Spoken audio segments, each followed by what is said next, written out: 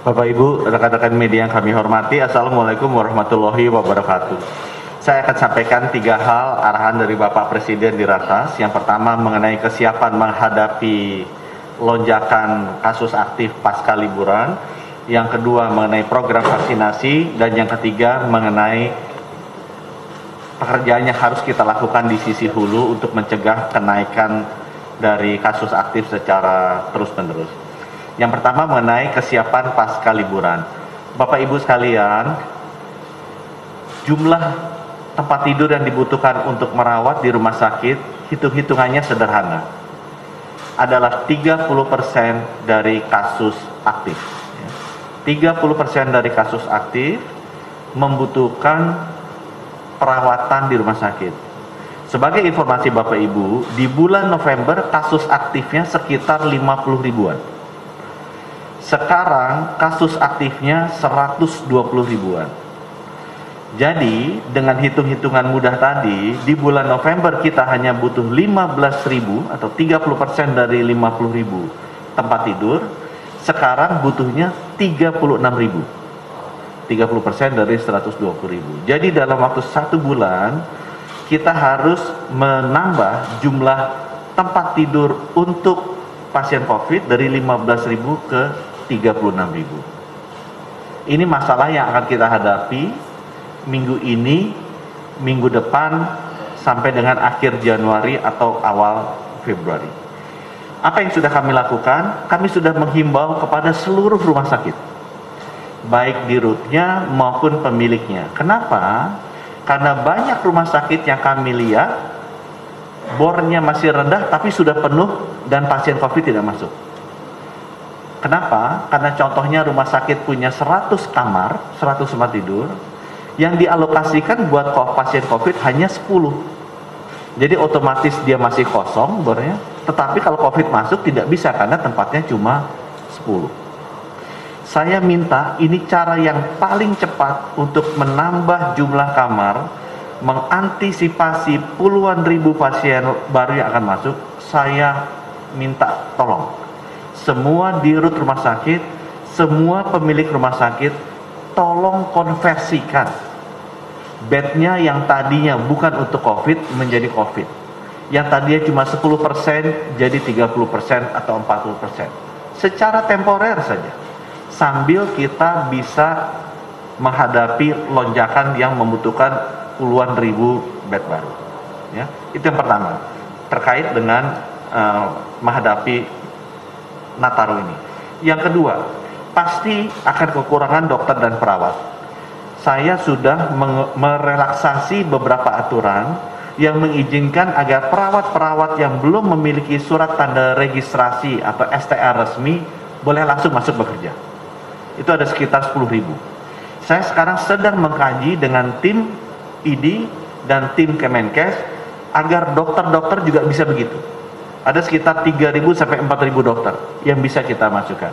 Jadi di masa pandemi ini memang kita butuh juga tenaga-tenaga perawat karena kasihan mereka sudah letih yang ada sekarang. Jadi kita akan dorong aturan apa yang kita bisa relaksasi. Yang ketiga yang juga akan kami lakukan mengenai tambahan obat dan fasilitas. Itu banyak obat-obat yang dibutuhkan seperti imunoglobulin, anti interleukin 6, kemudian plasma konvalesen. Ada juga fasilitas seperti high flow nasal cannula yang dibutuhkan ya untuk bukan ventilator ya, ini yang sebelum ventilator itu nanti akan kita siapkan. Tapi saya juga minta menghimbau rumah sakit di bawah saya punya anggaran sendiri. Kemudian Pemda juga tolong dibantu obat-obatan fasilitas ini disiapkan. Kalau kurang nanti kami akan bantu negosiasi langsung dengan beberapa obat-obatan yang kami dengar susah, seperti anti interleukin 6 maupun yang juga imunoglobulin. Itu 2 lagi susah kategori itu. Saya akan panggil sore ini dan saya akan minta supaya mereka bisa menyediakan. Yang terakhir ini buat masyarakat terkait dengan pandemi pasca liburannya. Bapak Ibu, rumah sakit itu akan penuh karena memang kasus aktifnya naik, 30%-nya naik. Yang saya ingin sampaikan, kita mesti memperhatikan, mesti mendengarkan, mesti melihat kondisi dari nakesnya kita. Mereka sudah sangat under pressure, tolong Bapak Ibu, kalau misalnya Bapak Ibu tidak demam dan tidak sesak nafas, itu masih bisa dilakukan isolasi mandiri. Kalau Bapak Ibu punya rumah sendiri, punya kamar sendiri, lakukan di rumah dan di kamar. Kalau Bapak Ibu tidak punya atau terlalu sesak rumahnya, kami nanti akan menghimbau seluruh gubernur, kepala daerah agar membuat tempat-tempat isolasi seperti Wisma Atlet, Wisma Haji, asrama, dan lain sebagainya. Atau mungkin hotel-hotel juga baik. Mumpung sekalian bisa dipakai dan makanannya juga sudah ada fasilitasnya. Jadi tolong Bapak Ibu yang masih tidak demam, tidak sesak napas, tapi dites positif, Bapak Ibu itu masih bisa melakukan isolasi mandiri. Nanti kami akan bikin mekanismenya di mana tetap dimonitor oleh dokter-dokter baik melalui telepon langsung maupun telemedicine. Tapi itu untuk mengurangi beban ke rumah sakit, biarkan teman-teman kita, saudara kita yang berat itu yang dihandle di sana. Itu yang di sana. Yang kedua mengenai vaksinasi. Insya Allah Bapak Ibu kita akan mulai di hari Rabu dan akan dimulai oleh Bapak Presiden. Berita baik dari MUI juga sudah keluar.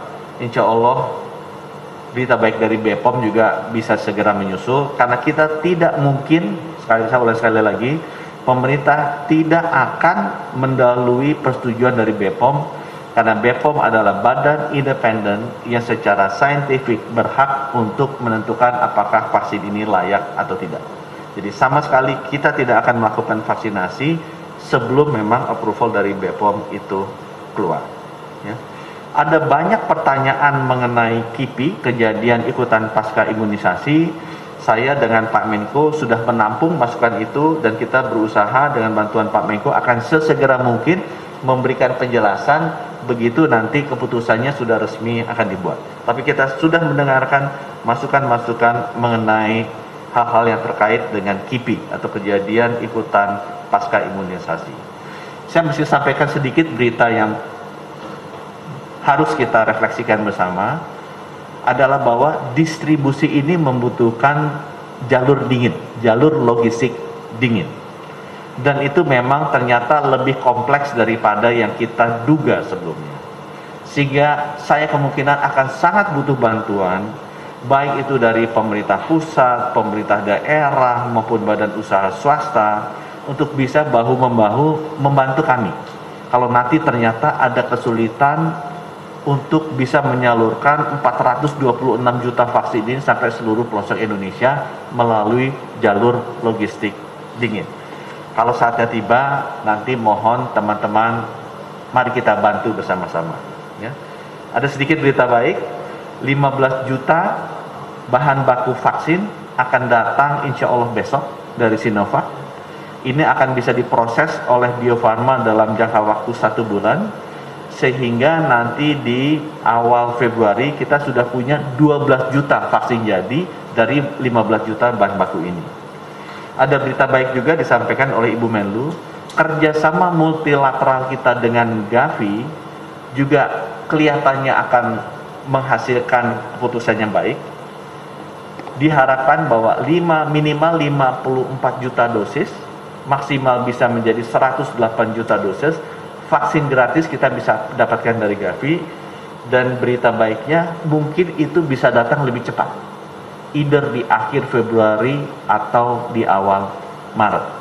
Dan vaksin yang datang dari Gavi pilihannya adalah Pfizer, AstraZeneca yang sudah dapat izin EUA-nya, yang belum dapat izin EUA-nya, dan Moderna. 3 itu Pfizer, AstraZeneca, Moderna yang sudah dapat izin persetujuan dari negara asalnya, dan ada satu lagi Novavax. Kami sekarang lagi berdiskusi dengan Pak Menko, jenis apa yang kita mau ambil. Karena vaksin-vaksin ini, Bapak Ibu, ini bisa diberikan di atas usia 60 tahun. Di atas usia 60 tahun. Mungkin yang terakhir yang kami ingin sampaikan, Bapak Ibu, apa yang kita lakukan itu sifatnya semua dihilir. Semua itu menghandle akibatnya. Semua itu reaktif. Kita harus pelan-pelan bergeser ke cara penanganannya proaktif di hulu dan penyebabnya. Kita sekarang sibuk ngepel lantai, karena setiap kali hujan bocor kita mesti ngapel lantai. Tapi kita kadang-kadang lupa bahwa yang harusnya kita lakukan adalah menambal atapnya. Untuk itu Bapak Ibu, yang namanya menambal atap, yang namanya sisi hulu agar rumah sakitnya tidak penuh, tidak banyak saudara kita meninggal, tidak banyak tenaga kesehatan kita yang juga terpapar, tolong kita harus, saya ulang lagi, kita harus membantu mereka dengan mentaati protokol kesehatan. Kita harus selalu memakai masker, kita harus selalu menjaga jarak, dan kita harus selalu mencuci tangan. Bapak Ibu, kalau kita lihat banyak video yang berkeliaran menunjukkan bahwa orang sudah lupa 3 hal ini penting. Siapa yang akan terkena? Yang akan terkena adalah teman-teman kita, saudara-saudara kita, terutama tenaga kerja kesehatan yang sampai saat ini sudah lebih dari 500 meninggal dunia. Tolong Bapak Ibu, sekali lagi saya minta tolong, patuhi protokol kesehatan, pakai masker, jaga jarak, cuci tangan, dan jangan berkerumun. Jangan berkerumun. Mari kita hormati rekan-rekan tenaga kerja kesehatan yang sudah mendahului kita, agar pengorbanan mereka itu tidak sia-sia. Mereka memerangi pandemi ini dan semoga kita bersama bisa mengatasi pandemi ini. Terima kasih. Wabillahi taufiq wal hidayah. Wassalamualaikum warahmatullahi wabarakatuh.